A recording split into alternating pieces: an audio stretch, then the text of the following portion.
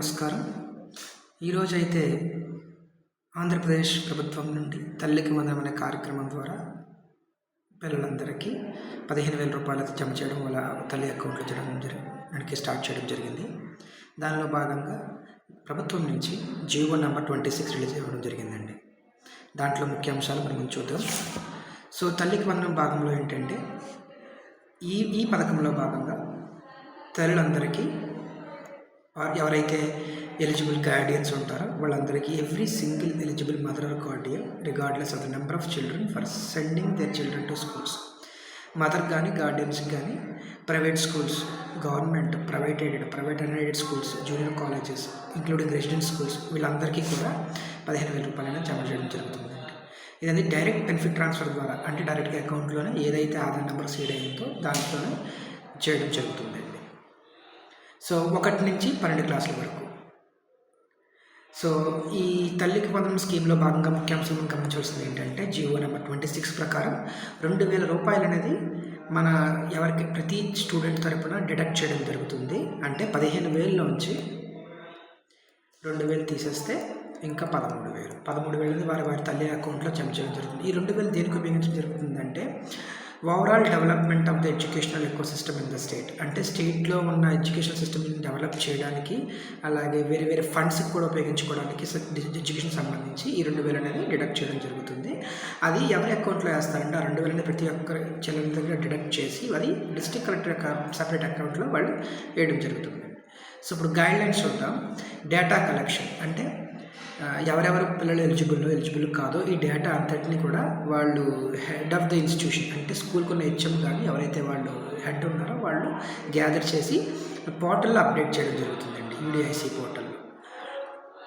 ఆ డేటాని వెరిఫై చేసి త్రూ ఆధార్ వ్యాలిడేషన్ ద్వారా డేటాను అప్డేట్ చేసి మదర్ చైల్డ్ మ్యాపింగ్ చూసుకుని క్రాస్ వెరిఫై చేసి మనకి ఎలిజిబుల్ కాదు చెప్పడం జరుగుతుంది. ఇక్కడ ఇంపార్టెంట్ థింగ్ ఏంటంటే మనం గమనించాల్సింది ఎలిజిబిలిటీ పారామీటర్స్ ఏంటంటే ఈ పథకానికి ఎలిజిబుల్ అయ్యి ఉండాలంటే వాళ్ళు ఖచ్చితంగా వాళ్ళ నెల జీతం 10,000 కంటే ఎక్కువ ఉండకూడదు, అది గ్రామీణ ప్రాంతాల్లో.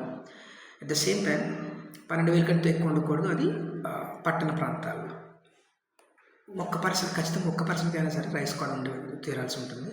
అలాగే మొత్తం ల్యాండ్, ఆ ఫ్యామిలీలో మొత్తం land should be less than 3 acres of the wet land. 3 ఎకరాల కన్నా తక్కువ ఉండాలండి పంట పొలాలు. Or 10 acres of dry land అంటే మిగతా మొత్తాన్ని కలిపి 10 ఎకరాల కన్నా తక్కువ ఉండాలి. 4 wheeler ఉన్నా సరే నాట్ ఎలిజిబుల్. 300 units కన్నా ఎక్కువ ఉన్నా సరే నాట్ ఎలిజిబుల్. మున్సిపల్ ప్రాపర్టీ 1000 కన్నా ఎక్కువ ఉన్నా సరే not eligible. At the same time ఎవరైతే గవర్నమెంట్ ఎంప్లాయీస్ ఉన్నారో except sanitation workers, employees are getting less than 10,000 members, వీళ్ళు తప్ప మిగతా వాళ్ళందరూ కూడా not eligible for this scheme. ఎవరైతే ఇన్కమ్ ట్యాక్స్ పే చేస్తున్నప్పుడు కూడా నాట్ ఎలిజిబుల్. ఈ బెనిఫిషియరీ అనేది ఖచ్చితంగా వాళ్ళ హౌస్ హోల్డ్ డేటాబేస్లో ఉండి తీరాలండి, లేకపోతే ఈ పథకం వాళ్ళకి వర్తించదు. సో జిఎస్డబ్ల్యూఎస్ డిపార్ట్మెంట్లో, అంటే సచివాలయంలో ఎవరైతే house hold mapping, house hold database చేస్తున్నారో వాళ్ళని సంప్రదించి మీరు హౌస్ హోల్డ్ డేటాబేస్లో ఉండే విధంగా మీరు ప్రయత్నం చేయాలి. అలాగే అన్ని కాలేజీలకి ఎవరైతే 1 to 12th వరకు ఉన్నారో అన్ని కాలేజీలకి పిల్లలకి ఈ పథకానికి ఎటువంటి తారతమ్యం లేకుండా వర్తింపజేయడం జరుగుతుందండి. ఆర్ఫన్స్ కూడా, అనాథ పిల్లలకు కూడా ఎవరైతే ఉన్నారో వాళ్ళకి త్రూ వాలంటరీ ఆర్గనైజేషన్ ద్వారా ఈ స్కీమ్ని వాళ్ళకి ఎలిజిబుల్ అయ్యే విధంగా ముందుకు తీసుకువెళ్తున్నారు. దీంట్లో ముఖ్యాంశం మనం గమనించాల్సింది ఏంటంటే ఎన్పిసిఐ స్టేటస్. ప్రతి ఆధార్ వాళ్ళ యొక్క బ్యాంక్ అకౌంట్కి లింక్ అయి ఉండాలి. సో ఈ స్కీమ్ అనేది త్రూ బెనిఫిట్ ట్రాన్స్ఫర్ ద్వారా, డైరెక్ట్ బెనిఫిట్ ట్రాన్స్ఫర్ ద్వారా అందజేయడం జరుగుతుంది. 75% అటెండెన్స్ ఖచ్చితంగా ఉండాలండి. Enrolments, this is the process.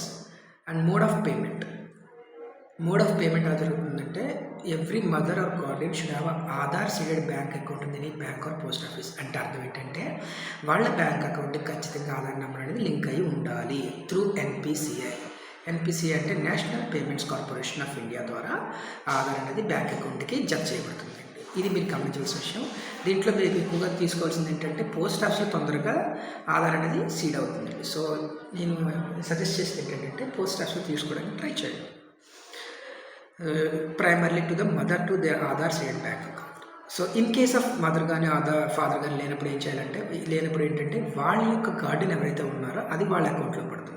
In case of అర్బన్స్ ఎవరైతే ఉన్నారో అది వాళ్ళ యొక్క జిల్లా కలెక్టర్ యొక్క అకౌంట్లో పడి త్రూ జిల్లా కలెక్టర్ ద్వారా వాళ్ళకి డిస్బర్స్మెంట్ అమౌంట్ అనేది జరుగుతుందండి. ఇది ఈ స్కీమ్ యొక్క ముఖ్యాంశాలు. అండ్ ఈరోజు జూన్ 12న ఈ స్కీమ్ అనేది లైవ్లోకి వచ్చింది. So I think you all like this video and everything. Thank you for watching. Will meet again. Thank you.